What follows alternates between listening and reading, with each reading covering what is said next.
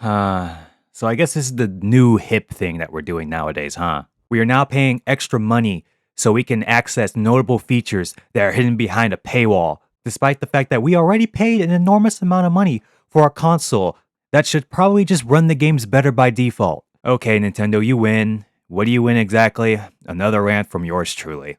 What's up, guys? I am back again with another video. I know I said another video was going to come out before this, but since that video is taking so long to produce, I wanted to make this one in the meantime. So let's just jump right into this, shall we? I think before I go on, I should say I have not bought a Nintendo Switch 2 version of a game yet, other than Pokemon Legends ZA.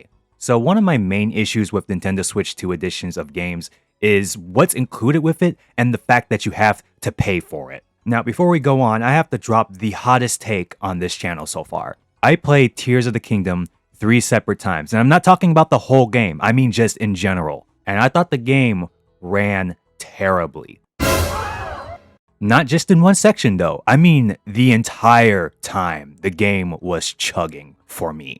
And the game ran so poorly that I just gave up on it. So when I heard that The Legend of Zelda The Tears of the Kingdom was going to get a 60 FPS upgrade on the Nintendo Switch 2, I was ecstatic. I can finally play the game that everybody was talking about without me feeling like I was playing the game underwater. But then the news drop came. The fact that I have to pay $10 for all these enhancements, on top of some other garbage that I could care less about. More on that in a bit. And before anyone rushes to the comments, yes, I know you get this for free on top of the Breath of the Wild update if you have Nintendo Switch Online plus expansion pack.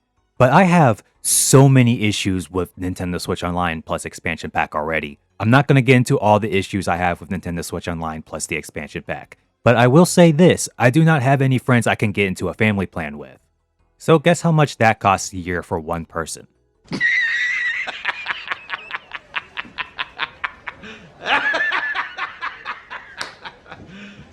You serious? Yeah, that's a lot of money.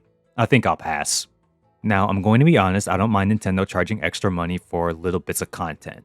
What I do have a problem with, however, is that the fact that they are putting the graphics and the performance update in tandem with this content. So on top of Tears of the Kingdom, there are some other Nintendo Switch 1 games that require you to buy the upgrade pack in order to get the graphics and the performance upgrades. But there are some Nintendo Switch 1 games where you don't have to pay a single cent in order to get the graphics and performance upgrades.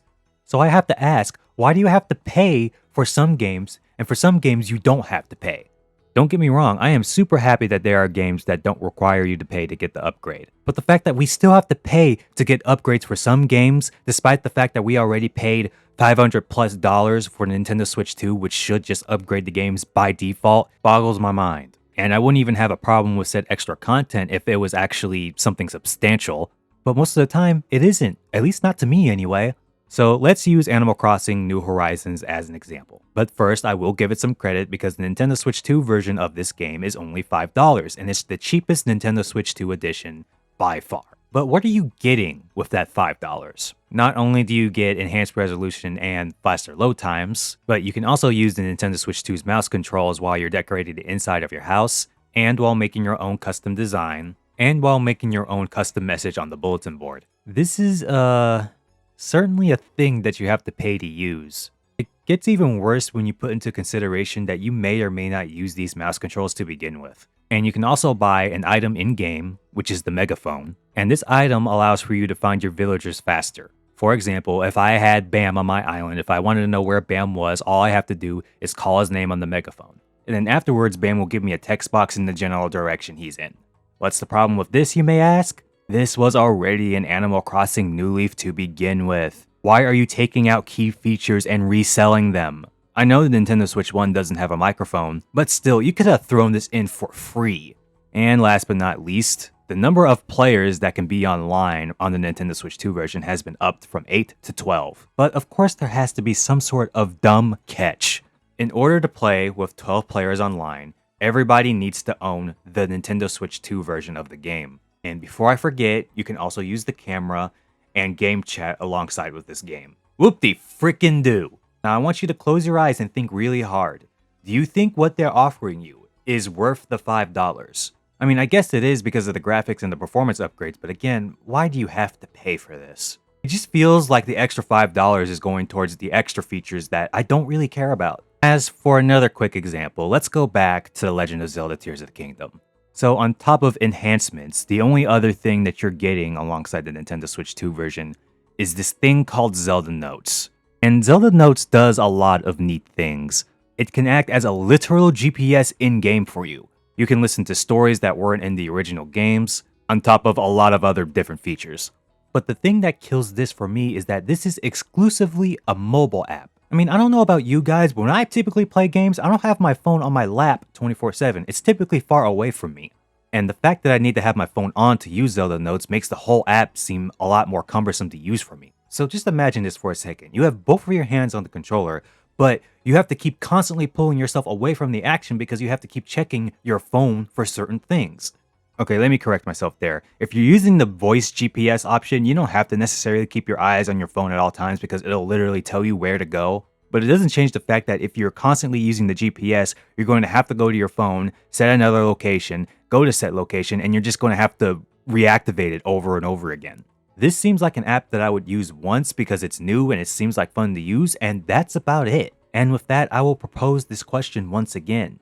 Is Zelda Notes really worth the $10? It also doesn't help that people are constantly reporting that the Nintendo Switch 2 editions, the content that you're paying for just isn't worth your money. At least not for the full price anyway. Another thing that concerns me is that there's more Switch 2 editions on the way, and I'm talking about Metroid Prime 4 and Super Mario Bros. Wonder. In Metroid's case, we already know what the price of the Nintendo Switch 2 version is, and we already know what the features are, and it's just... I don't even need to say anything else about it. But in Wonder's case, just how much are they going to charge for this? Is the content that comes with this pack also middling? And not worth the price? We don't really know yet, but I have to be honest with you guys, when I first saw the trailer for this, I was not really impressed. I didn't really understand why all this multiplayer functionality wasn't in the game to begin with. And I have to give a special shout out to Phanto Tag, because this mode is a mix of tag and hide and go seek, but the hide and go seek part is absolutely worthless. What's the point in hiding when the person with the Phantom Mask can just shoot projectiles all over the place and just brute force it? Anyway, that's all I have to say about the Nintendo Switch 2 versions. Like I said before, I just wish we weren't charged for the graphics and performance upgrades. Thank you guys for making it this far.